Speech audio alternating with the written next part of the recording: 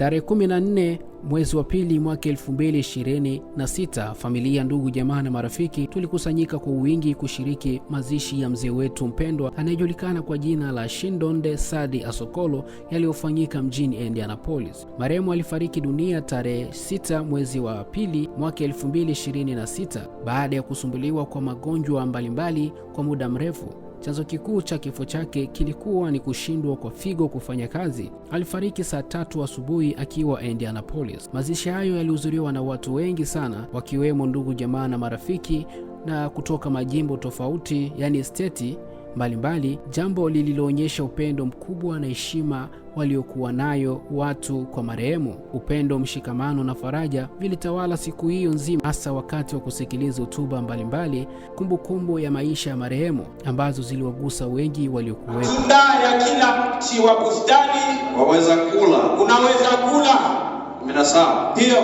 Walakini matunda ya mti wa ujuzi wa mema na mabaya usile. Usile hiyo matunda, ndio. Kwa maana siku utakapokula matunda ya mti huo, siku utakapokula matunda ya mti huo, utakufa hakika. Hakika utakufa. Haleluya. Amen. Mungu mwenyewe akasema, na hakusema tu kusema, lakini aliweka stamp, akatia kashe na akalapa yeye mwenyewe. Mungu akalapa akasema, hakika utakapokula matunda hiyo utakufa. Bwana asifiwe. Amen. Hapa ndio tunapata sasa mara ya kwanza neno kifo inatangazwa ndani ya dunia mzima. Mungu anatangaza kifo na anaambia mwanadamu, siku utafanya hivi na siku utafanya hivi utakufa. Na mimi kwa binafsi ninaposoma maandiko hii, huyu Adamu alikuwa na miti mingi sana na matunda mingi sana ambayo alikuwa anaruhusiwa kukula, lakini mwanadamu mwenyewe ndani ya nafsi yake, kwa akili zake timamu, akakula tunda ya mauti. Mwanadamu mwenyewe akasema ya kwamba ndani ya moyo wake, mimi mwanadamu, mimi nakubaliana ya kwamba kuanzia leo kukula kwangu hii tunda, mimi nakubali ya kwamba nitakufa. Na Mungu alikuwa anawekea mwanadamu mambo mawili, kufa ama kutokufa. Utachagua nini? Utakufa wala hautakufa. Mwanadamu akachagua kifo, akasema mimi mwanadamu, mimi nakula hii tunda, na kwa sababu ya kula hii tunda, mimi najitangazia kifo ndani ya maisha yangu. Bwana asifiwe. Amen. Lakini mimi nakuja na jambo mzuri sana ambayo mimi nakuletea siku ya leo, ya kwamba kuna kitu ambacho kinaitwa insurance ama assurance ama bima. Bwana asifiwe. Amen. Sisi sote tunajua bima ama sisi sote tunajua insurance, lakini kabla sijakupatia hiyo insurance, ni ya bure. Hiyo insurance haina malipo, hautalipia hata senti moja ya hiyo insurance.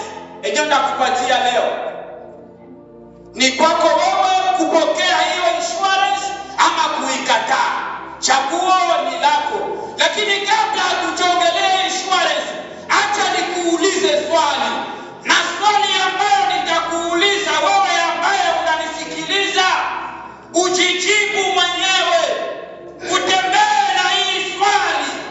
Swali yangu ni kwamba, mwanadamu, ndugu yangu, mwenzangu ambaye uko hapa siku ya leo, una nini ndani ya hii dunia? Uko na nini mwa hii dunia ambayo Mungu alituumbia akatupatia sisi sote tuishi ndani ya hii dunia? Kiako ni nini?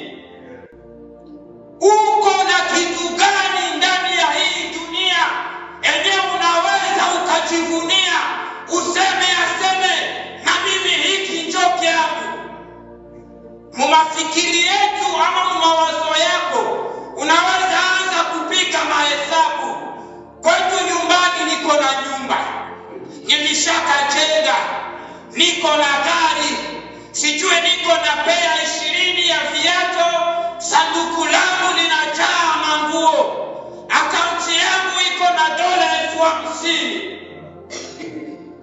Bwana asifiwe.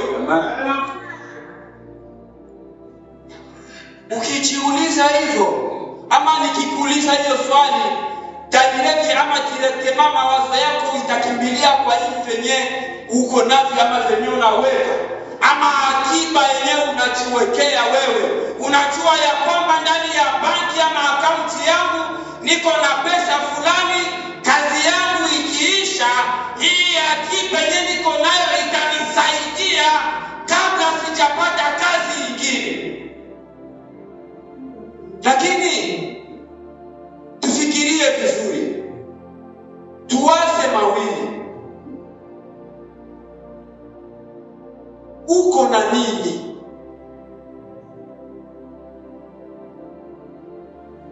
Nini yenyewe uko nayo mwanadamu? Mimi binafsi nitakwambia ya kwamba hauna kitu mwa hii dunia. Hiyo gari yenyewe uko nayo haiko yako. Nyumba yenyewe unajivunia sahi haiko yako. Kwa sababu hata hiyo nyumba, acha nikwambie, government ikitaka leo itaichukua. Na hiyo gari yenyewe nafikiria ya kwamba ni yako, ukamaliza mwezi mmoja ama miezi 2 na ulipe insurance ya hiyo gari, polisi ikakusimamisha, ikachukua gari na wewe mwenyewe unaenda ndani. Sasa itakuwa yako namna gani na wewe hauna mamlaka juu ya hiyo gari yako? Bwana asifiwe. Acha nikuulize ama acha nikwambie hivi. Mimi naweza kuwa sina gari kama hivyo mhubiri anasema, mimi sina nyumba kama hivyo mhubiri anasema, sina kitu chochote, lakini niko na pumzi. Mimi naishi, mimi natembea, mimi nasema. Lakini nikwambie tena, na hii pumzi haiko yako. Bwana asifiwe. Na hii pumzi yenyewe unaweza ukajivunia leo, unavaa vizuri, unatembea vizuri, unakula vizuri, unasema kama Mobutu, lakini na pumzi yenyewe haiko yako. Wakati mwenye pumzi anataka pumzi yake, mwenye anakulazima pumzi yake akiitaka, atafanya kukwichi na yako inaishia pale. Acha nikwambie tena, unaweza ukajivuna, unasema niko na mwili ya mzuri, niko na mwili ya sante, mimi ndio wakiana kushinda vijana vyote. Lakini for your information, na hii mwili yenyewe haiko yako. Bwana asifiwe. Na mwili yenyewe haiko yako, kwa sababu tukikutia utongoni, ili mwili itakuwa ya vidudu utongoni. Vidudu vitakukula na vinakumaliza na unaishia pale. Sasa nini njoo yako? Nini njoo yako? Na kama hauna kitu, unajivunia nini? Unajivunia nini? Acha nikwambie, mimi niko na kenye ninajivunia. Bwana asifiwe. Nilikwambia ya kwamba leo nitakupatia insurance. Ukisimama hata mbele ya Trump, unamwambia Trump, sihitaji insurance yako, sihitaji life insurance, niko na insurance ambayo ni insurance plus insurance times insurance.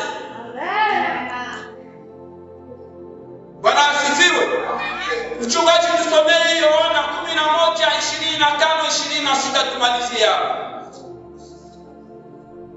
Injili ya Yohana sura ile ya 11 mstari wa 25 mpaka ule wa 26. Ndio. Biblia inasema hivi. Yesu akamwambia. Yesu akasema hivi. Mimi ndimi huo ufufuo. Mimi ndio ile ufufuo na uzima. Na uzima. Yeye aniaminie mimi. Mwenye ataniamini mimi Yesu. Ajapokuwa atakuwa anaishi. Naye kila aishie. Na yeye yoyote ambaye anaishi na kuniamini na akaamini Yesu hatakufa kabisa. Hawezi kufa hata kidogo. Bwana asifiwe. Amen.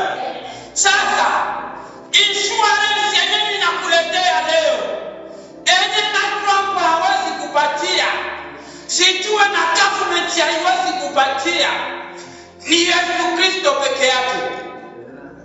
Ukimwamini huyu Yesu, hata kama unalala ndani ya hii sanduku, wewe hauyakufa. Uko hai milele na milele. Sasa ninakuja kukutangazia ya kwamba kamata huyu Yesu kama insurance yako. Bwana asifiwe. Amen. Dakika zangu 15 zinaisha. Asante kwa kila ambaye ananisikiliza na Mungu awabariki.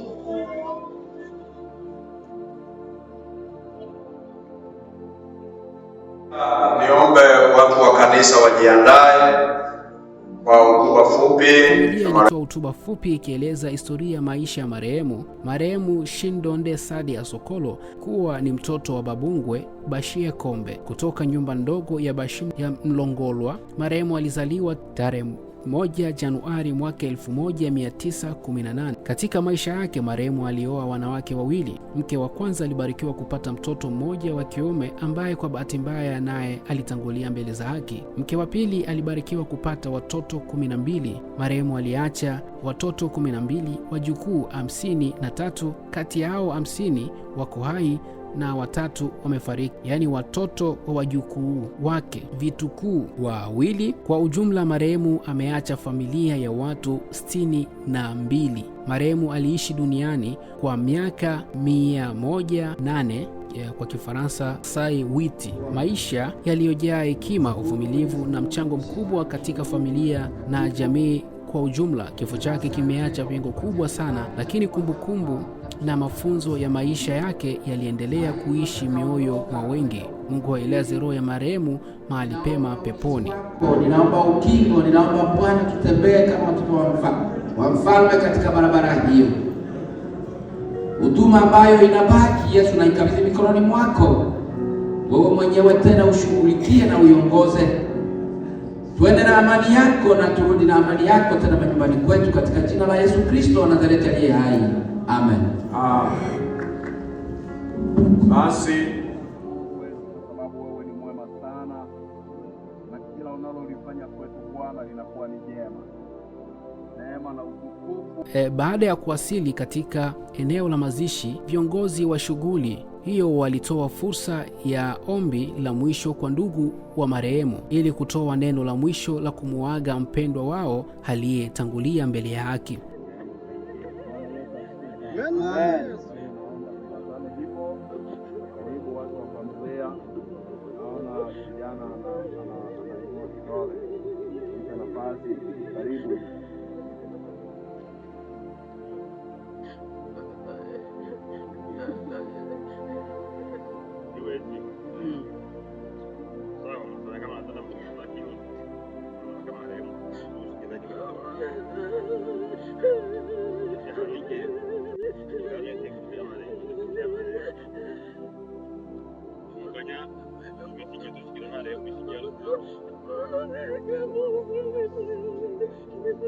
Siamo avendo anche rimasto qualche cosa da famiglia qui.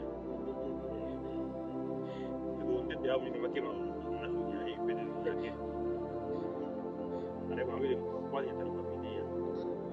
Abbiamo na maji ya mjukuru na ndume kitai mtibaka mbio watu wa kila mtu na hiyo kama kibana mzee na hiyo nakanya mzee mpaka aishi misingi ya Kristo na mtu veje tongo sauti Mungu mtu yumo ajabu kwa mzee kama kama na kwa mimi aibu yake bila mtu na mzee kama mzee katima hizi mpaka hiyo na hiyo hospitali kama mwisho na ile maombi hadi tunga makasani mzee akakuja na Fursa hiyo ilitumiwa na kijana wa marehemu ambaye aliishi naye kwa miaka mingi tangu walipokuwa Nyarugusu hadi walipohamia Marekani. Katika maisha yake yote kijana huyo aliishi karibu sana na marehemu, akimhudumia na kumchukulia kama baba yake bora wa pekee. Katika hotuba yake alieleza kwa masikitiko lakini kwa heshima kubwa kwamba marehemu alikuwa ni mtu mwema, mnyenyekevu na asiye na chuki na yeyote. Alisisitiza kuwa katika kipindi chote cha maisha yake hakuwahi kusikia wala kushuhudia marehemu akiwa mgomvi, uhasama au ubaya na mtu yeyote. Badala yake marehemu aliishi kwa upendo na mahusiano mema na watu wote. Alikuwa mtu wa kutembeleana, kushirikiana na kila mmoja bila ubaguzi. Aidha, alitoa wito mzito kwa familia, ndugu wote wa marehemu kuendeleza misingi ya upendo, mshikamano na amani ambayo marehemu aliwafundisha wakati wa uhai wake. Alisisitiza kuwa urithi mkubwa alioacha marehemu si mali wala utajiri wa dunia, bali ni mafundisho ya upendo ya kweli ambayo yanapaswa kuendelezwa na kulindwa kizazi alichokiacha. Baada ya hapo watu tuliendelea kuzika ndugu yetu, mzee wetu, baba yetu aliyetangulia mbele za haki. Lakini kilichowafurahisha sana watu wengi sana ni namna ambavyo vijana wengi sana ambao walikuwa wakiishi na kijana wake pale kijiji cha Setrwa walihudhuria. Watu wengi sana ambao walikuwa wakimfahamu na kwenda kumsapoti ndugu yao aliyetanguliwa na baba yake. Kwa hiyo kifo hicho kimeacha simanzi sana, na kifo hicho kimekuja kuonesha upendo na nguvu kubwa kutoka kwa vijana kutoka kijiji cha Setrwa. Vijana walijaa wengi, furaha kubwa ilitanda. Kwa hiyo ndio mambo hayo ambayo yalitokea kwenye msiba, na video hapo unaweza ukasikiliza mpaka mwisho utagundua nini kilichotokea. Bwana, na hii ni Omriama Megene UG Star, na hii ni Omriama JL. Tafadhali tunaomba uweze kusubscribe, like, comment, pia share kwa ndugu jamaa na marafiki. Na mimi naitwa Omriama JL. Furaha yetu itabakia ikiwa vyote vimetoweka. Haleluya, haleluya, haleluya, amina. Furaha yetu itabakia ikiwa vyote vimetoweka. Haleluya, haleluya, haleluya, amina. Ikiwa kuna mara nyingi tajua ikifika, na tukijaribiwa huko kwa jua ni kwa muda. Mbinguni hatutaona kamwe huzuni wala machozi tena. Haleluya, haleluya, haleluya, amina. Mbinguni hatutaona kamwe huzuni wala machozi tena.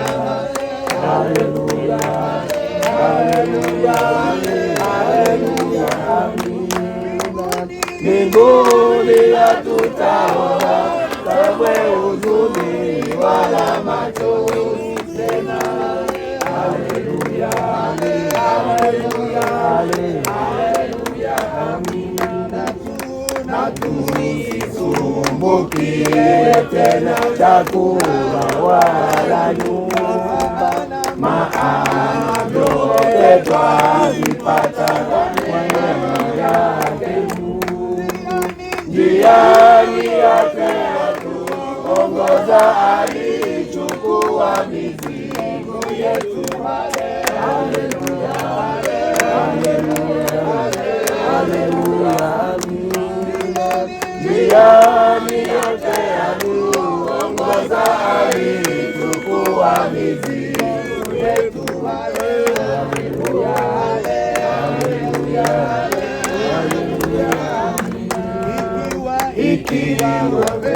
daima uko chini kutegemea Mungu. Furaha ya hali uko juu kuona uso wake. Tutaiona furaha na utukufu wa maisha. Haleluya, haleluya, haleluya, haleluya. Tutaiona furaha na utukufu wa maisha. Haleluya, haleluya, haleluya,